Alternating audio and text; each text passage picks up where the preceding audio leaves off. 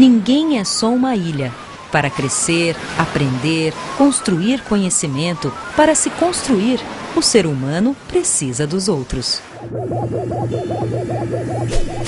Interagir, trocar, partilhar, navegar. Para isso, embarcamos na linguagem, a grande ferramenta social de contato.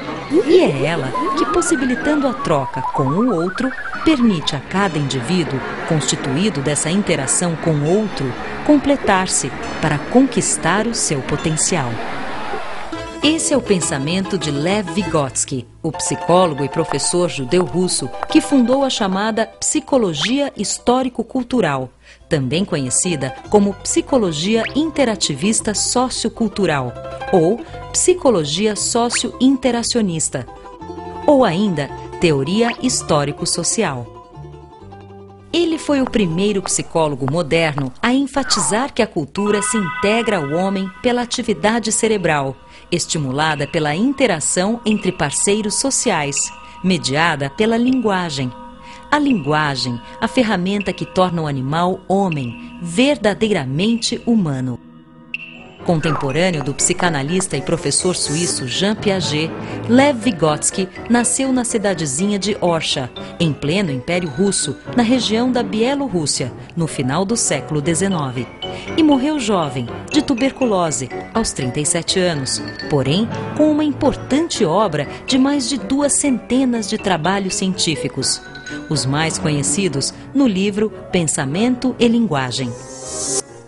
Vygotsky recebeu a sua formação inicial diretamente de tutores na residência da sua infância, conforme a tradição das famílias abastadas, e mais tarde foi estudar na Universidade de Moscou, onde integrou um grupo de jovens intelectuais que buscavam um elo entre socialismo e uma nova psicologia integradora de corpo e mente.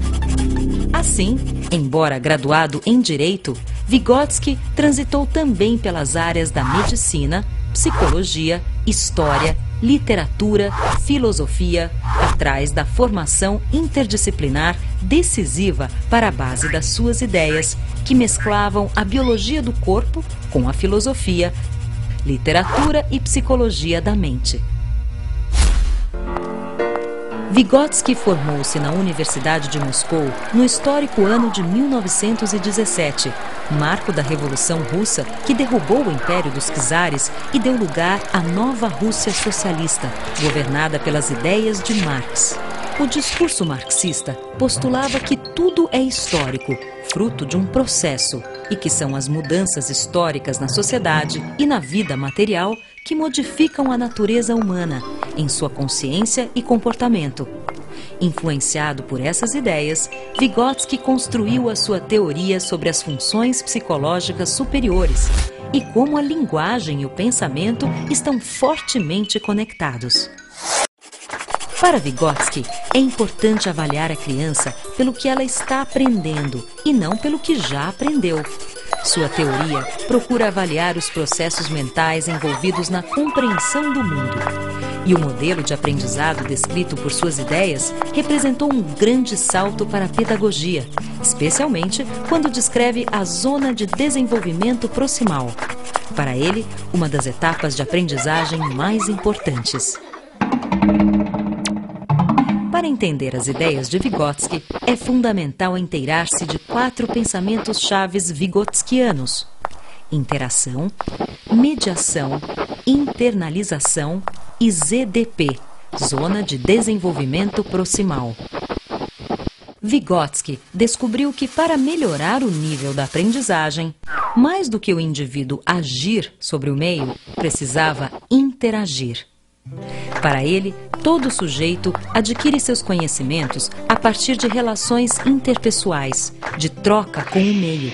Por isso, é chamado de interativo. Vygotsky afirma que aquilo que parece individual na pessoa é, na verdade, resultado da construção da sua relação com o outro. Um outro coletivo que veicula a cultura. As características e atitudes individuais estão profundamente impregnadas das trocas com o coletivo. E justamente é ali, no palco da cultura, dos seus valores, da negociação de sentidos tramada pelos grupos sociais, que se constrói e se internaliza o conhecimento. Como? Através da língua, da linguagem, dos símbolos escolhidos como metáforas ou outras figuras que se constituem em valiosa moeda de troca. Isto é, a interação é feita através da linguagem, que realiza uma espécie de mediação do indivíduo com a cultura. Vygotsky entende que as funções mentais superiores são socialmente formadas e culturalmente transmitidas por meio da linguagem. E mais, que ainda que uma criança tenha biologicamente o potencial de se desenvolver, se não interagir, não se desenvolverá como poderia. Basta lembrar do exemplo recente do menino lobo encontrado em Kalunga, na Rússia, que criou-se com lobos e desenvolveu muito pouco do seu lado humano. Andava de 4, não falava, rosnava e mordia como um cão. Como é que a cultura negocia os sentidos das coisas? Através de representações simbólicas, através da língua, da linguagem, que realiza a mediação entre a coisa e a compreensão da coisa, como se fosse uma tradução, uma afirmação, uma certificação.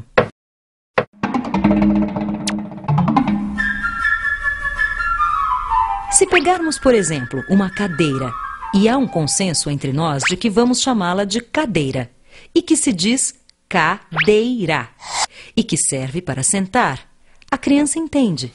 Esta informação vai parar lá no seu cérebro, onde fica armazenada junto com o atributo sentar. Passamos assim para a terceira ideia-chave de Vygotsky, a internalização, que é o momento em que o aprendizado se completa, quando a criança, ao refletir sobre o nome e o significado de cadeira, ao internalizá-los, consegue abstrair o conceito de cadeira e torná-lo universal. E então, cadeira não cabe mais só na palavra cadeira, porque a própria criança descobre os muitos sentidos da palavra, que adquire, assim, novos tons, afetivos, emocionais, de memória, de sentimento ou simplesmente de informação. Tudo via a mediação da linguagem, na troca com os outros, interação, e consigo mesma, internalização. A criança apreende conhecimentos, papéis sociais e valores. E, finalmente, a quarta expressão vygotskiana, ZDP, Zona de Desenvolvimento Proximal, que nada mais é do que aquele espaço em branco que existe entre o que a criança já é, já sabe fazer sozinha, e aquilo que ela tem a potencialidade para vir a ser, desde que seja assistida, aprenda com os outros. Proximal vem de próximo, perto, íntimo, e é onde entra o professor, o adulto ou um colega mais experiente da roda da criança, que, como parceiros de estrada, detectam o seu potencial e a estimulam a se superar e a se apropriar do que, em tese, ela é naturalmente capaz. E assim fica claro o papel do professor.